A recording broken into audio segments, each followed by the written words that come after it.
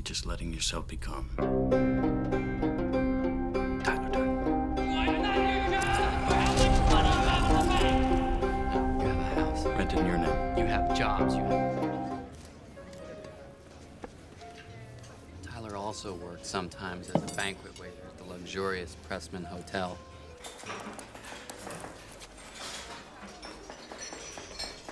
The crime committed here could be classified as endangerment of public health due to the potential for spreading diseases by contaminating food in a public setting. North Korean authorities would treat this as a crime against public welfare and order. Therefore, the offender might face a sentence of 20 years in a re-education camp. I don't know how Tyler found that house, but he said he'd been there for a year. Unauthorized occupancy, even of an abandoned property, could be seen as a defiance of state authority and the violation of property rules. North Korean authorities would treat this as a serious crime against public order and state regulations. Consequently, the perpetrator might face a sentence of 15 years in a re-education camp.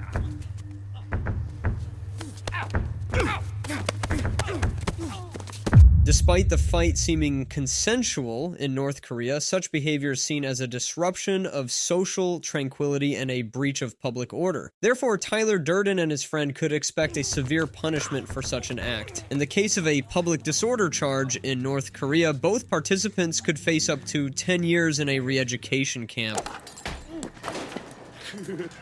At night, Tyler and I were alone for a half a mile in every direction. North Korea would view this act very seriously. Intentional property damage, especially when it involves the potential risk to people's safety, would likely be met with severe punishment. In the case of intentional property damage in North Korea, the offender could face up to 15 years in a re-education camp. Welcome to Fight Club. And the eighth and final rule. If this is your first night at Fight Club, you have to fight. North Korea would take this act very seriously. Not only does the clandestine club violate laws regulating assemblies and organizations, but it also promotes physical harm and violence. In the case of establishing an unlawful assembly that promotes violence in North Korea, the organizer could face up to 20 years in a re-education camp. Oh, fuck. Somebody call the cops.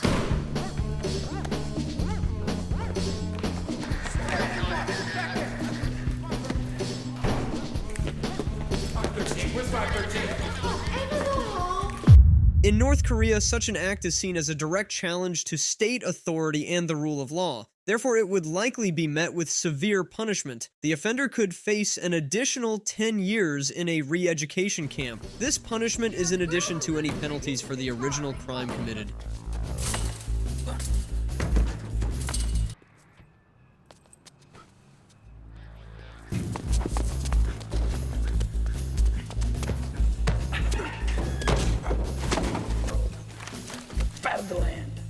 In the case of trespassing, burglary, and theft of hazardous materials in North Korea, the offender could face up to 25 years in a re-education camp. This stringent penalty underlines the state's commitment to maintaining public safety, order, and respect for property rights. Once the tallow hardens, you can skim off a layer of glycerin. If you were to add nitric acid, you got nitroglycerin. If you were then to add sodium nitrile, dash of sawdust, you got dynamite. In the case of manufacturing illegal explosives in North Korea, the offender could face the death penalty. This extremely harsh penalty underscores the state's commitment to maintaining public safety and its zero-tolerance policy for unauthorized weapons production. There's one in Penn's Grove, too.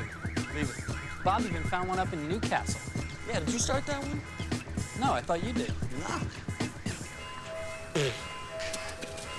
In the case of intentional property damage in North Korea, the offender could face up to 10 years in a re-education camp. This strict penalty underscores the country's firm stance on protecting both public and private property. What are we doing? Turn around. What are we doing? Homework assignment. What kind of homework assignment? Human sacrifice. Stop, what are you doing? Come on! Hands behind your back. Given the potential harm and the seriousness of these offenses, North Korea could indeed impose a life sentence, particularly if the crime resulted in severe trauma or harm to the victim, or if the perpetrator has a history of similar offenses. While a life sentence in North Korea is typically considered to be 20 years, it can be extended indefinitely depending on the severity of the crime and the behavior of the inmate. Thus, for the illegal possession of a firearm and making death threats, the offender could face a life sentence which could potentially last for the rest of their life.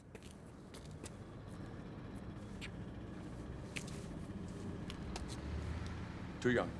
In the case of organizing a criminal group in North Korea, the offender could face a life sentence in a re-education camp. This is typically 20 years, but can be indefinite depending on the severity of the crimes committed by the gang and the behavior of the inmate. What's all that? What?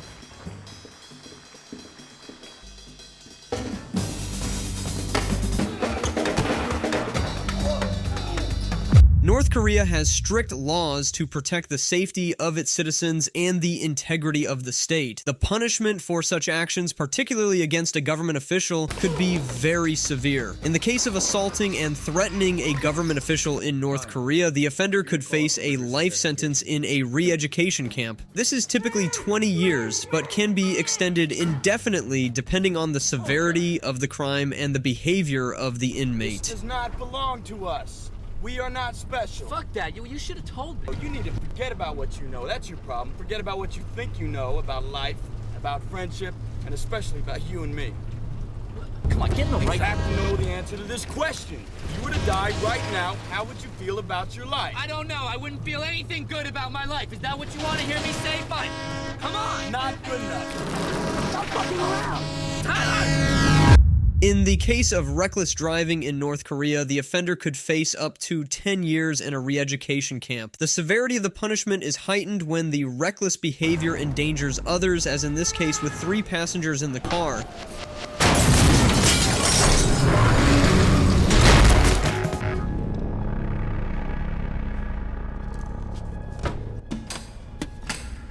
You think? Oh, heavens no, not the green one. Pull anyone but the green one. In the case of Tyler planning a terrorist act in North Korea, he would almost certainly face a life sentence in a re-education camp. Typically 20 years, but potentially indefinite. His immediate family could also be subjected to severe repercussions, potentially including internment, due to the extreme nature of his crime. This punishment underscores the severity with which North Korea views acts of terrorism and its commitment to maintaining public safety and order. So Tyler, planning to blow up buildings using trucks full of dynamite is not just an extreme crime, it's an act that can have severe and far-reaching consequences for you and your family in North Korea. If you found this video informative and interesting, please consider subscribing to our channel. We'll be analyzing more movie scenes and their potential real-world legal consequences in future videos. So don't forget to hit that subscribe button and the notification bell to stay updated on our latest content. Thanks for watching, and we'll see you in the next video. Take care and stay safe.